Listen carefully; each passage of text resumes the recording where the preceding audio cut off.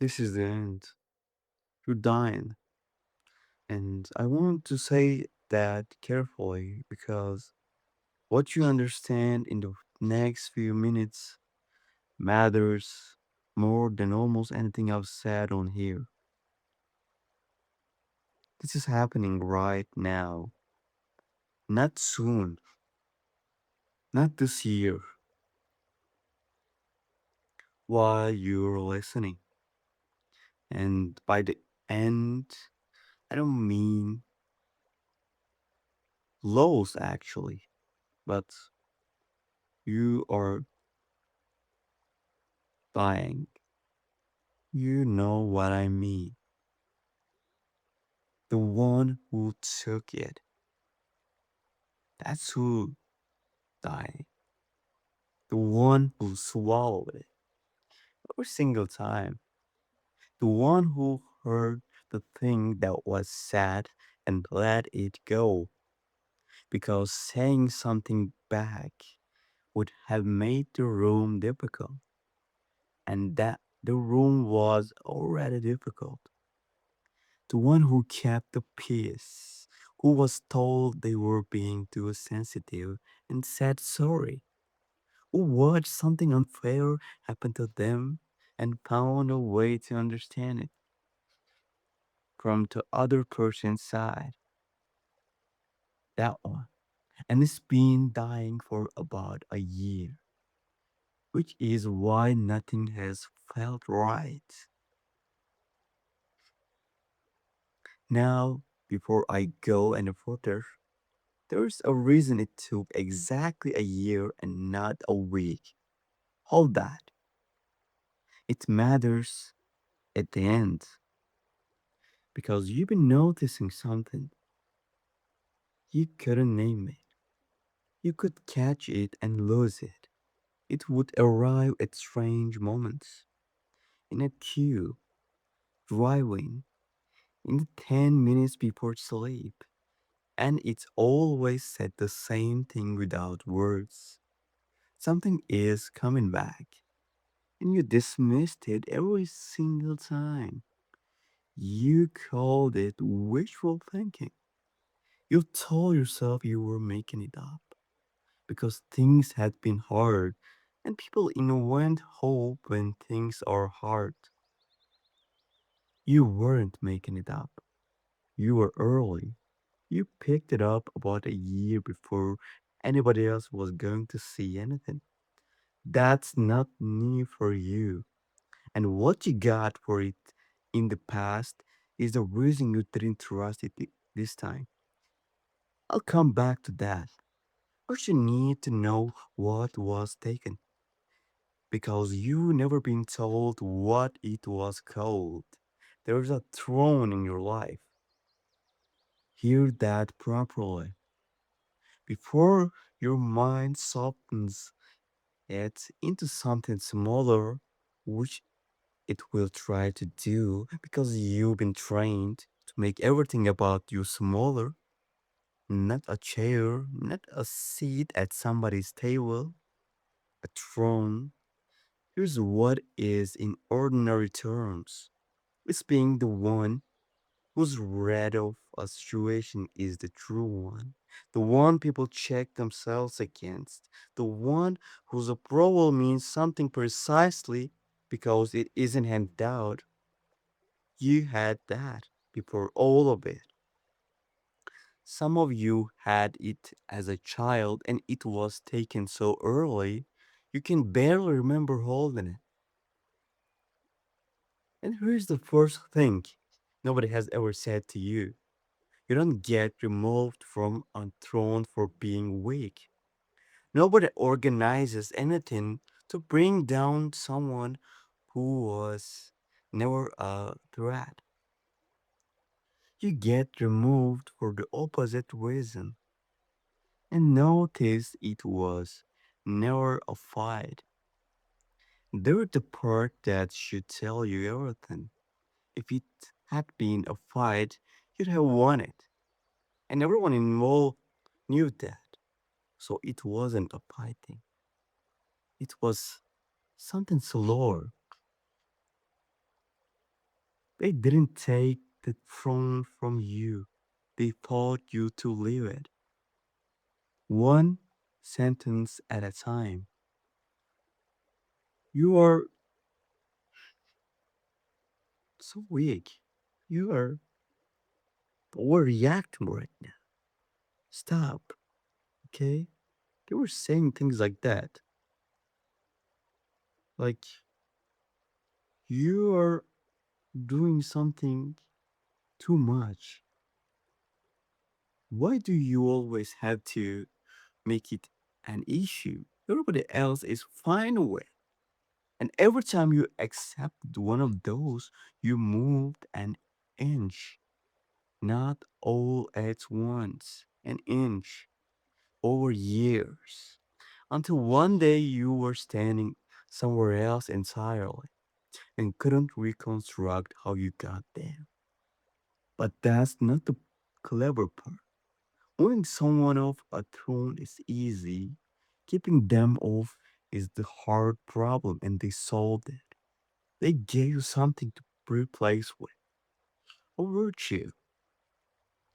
They told you they swallowing it was maturity. That letting it go was strength. That understanding the other side, even when the other side was wrong, made you the bigger person. So you didn't experience it as losing anything. You experienced it as growing. You were proud of it. You were proud of how much you could take. That's the most efficient removal there is. You don't have to guard somebody who thinks their cage is an achievement. Now, add up what that cost. Because you never have, and the number is going to be worse than you expect. Every room you walked out of, still holding the thing you should have said. Every time somebody was wrong about you, and you decided it wasn't worth correcting. Every arrangement you agreed to, because this agreeing would have made you the difficult one again. You've been paying a small amount several times a day for about years. About 30 years, maybe 40 years. None of the payments were large. That's why you never noticed the total. And here's what it bought. Not peace, not comfort. Every one of those payments went to somebody else's ears. Nobody has paid you back, and most of them don't know there was a bill because the money isn't the worst of it. Look at what it did to your voice. Somewhere in there, you started editing yourself before you spoke, not consciously. You have the true sentence in your head, and by the time it left your mouth, it had been softened twice. You did it yesterday. You've done it so long that you experience the softened version as your actual opinion. It isn't. There's a sharper thing underneath it that has been there the entire time and it's been getting louder. Which brings me to this year because you have evidence. You had it for months and you've been reading it as something wrong with you.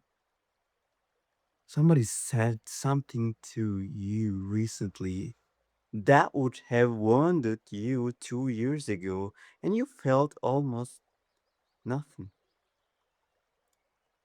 And then you felt guilty about feeling nothing. That wasn't coldness. That was the one who used to absorb it, not being there to absorb it. You let something end this year that you'd have fought for before. You've been calling that giving up. The part of you that fought to be allowed to stay in rooms that didn't want you, is gone. And the flatness you've been afraid of, the sense that you're not really feeling things the way you used to, that's what it feels like when the part that did all the absorbing stops working.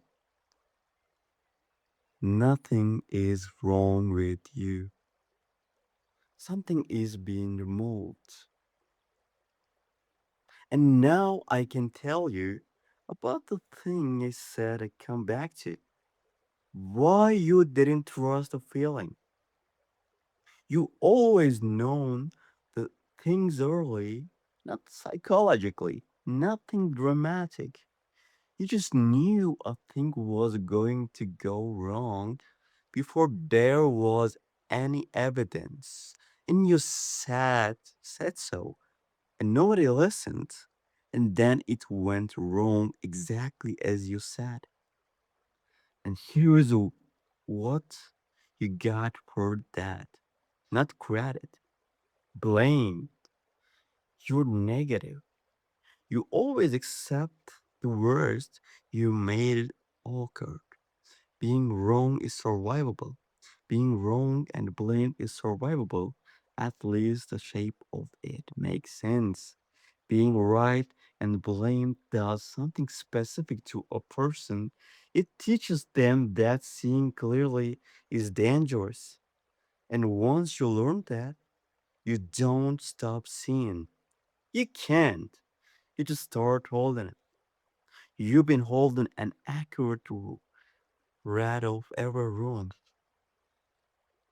You walk in the for years and saying none of it. That's why you're tired, not from the work, from the silence around the work. So now look at what that absence did to the rooms you left because they've been in trouble and they don't know why. Decisions taking twice as long because nobody will say the obvious thing first.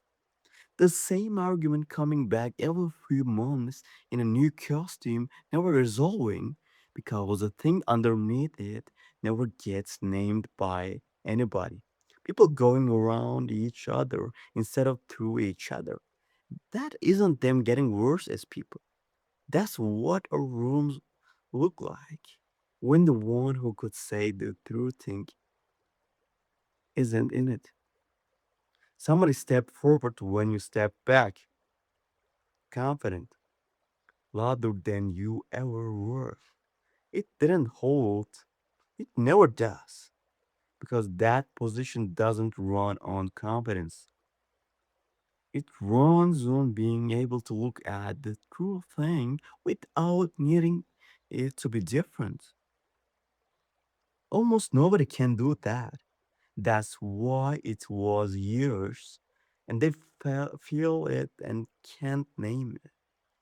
If you ask them directly, they tell you everything's fine. Some would say it's easier now, and they'd mean it. Easier isn't the same as working.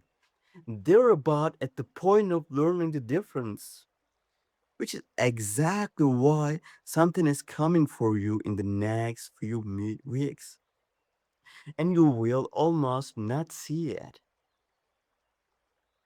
Somebody is going to try to bring back the one who is dying, not out of malice. Most of them won't know they're doing it.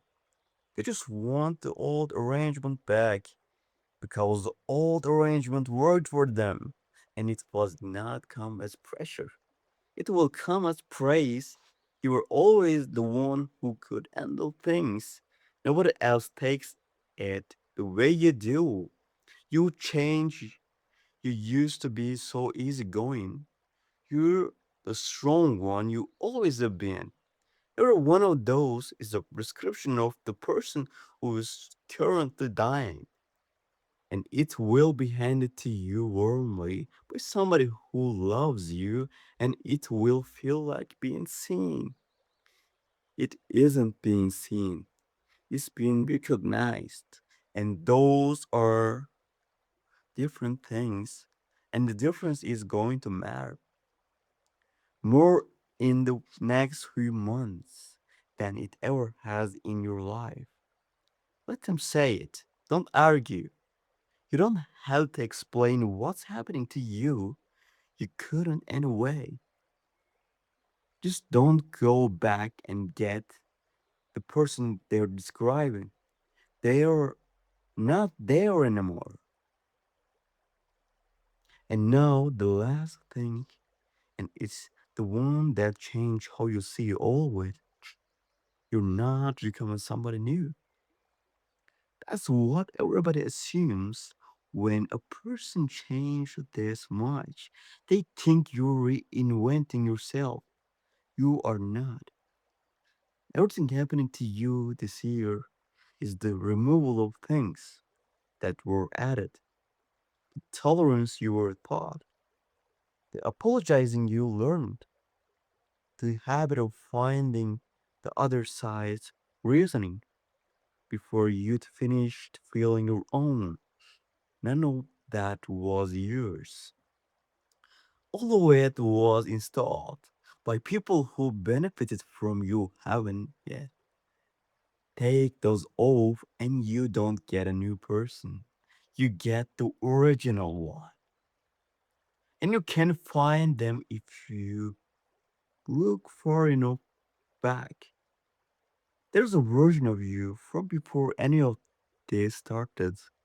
Some of you have to go back further than you like to. That person said the true thing without checking anybody's face first. Not cruelly, that was never the issue. They just hadn't learned yet that being right came with a price. So they said it and let the room deal with it. You've been thinking of that person as naive. Everybody trains you to think that. That's the whole mechanism. The version of you that couldn't be handled, just renamed immature, and then giving it up looks like growing up. It wasn't immaturity. It was the last time you were operating without a filter installed by someone else. That person never left.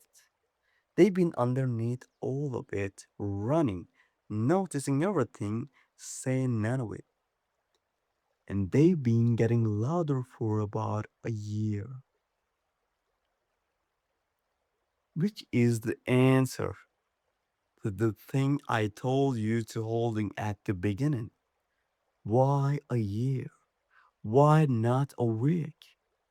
Because if this had happened 2 years ago, you'd have gone back to that throne as the person who left it, reachable, movable, still carrying the thing that made stepping down possible in the first place.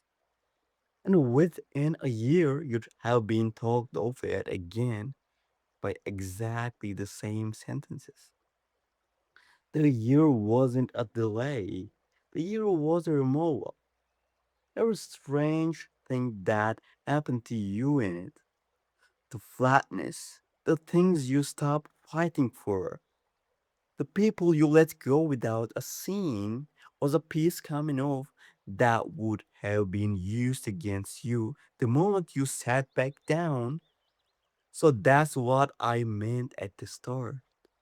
This is the end of the one who took it, the end of the piece you kept at your own expense, the end of seeing everything and saying nothing.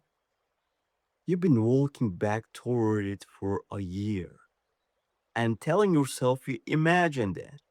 You didn't imagine it. You were you were just early. You always are. And it's still empty. Go and sit down.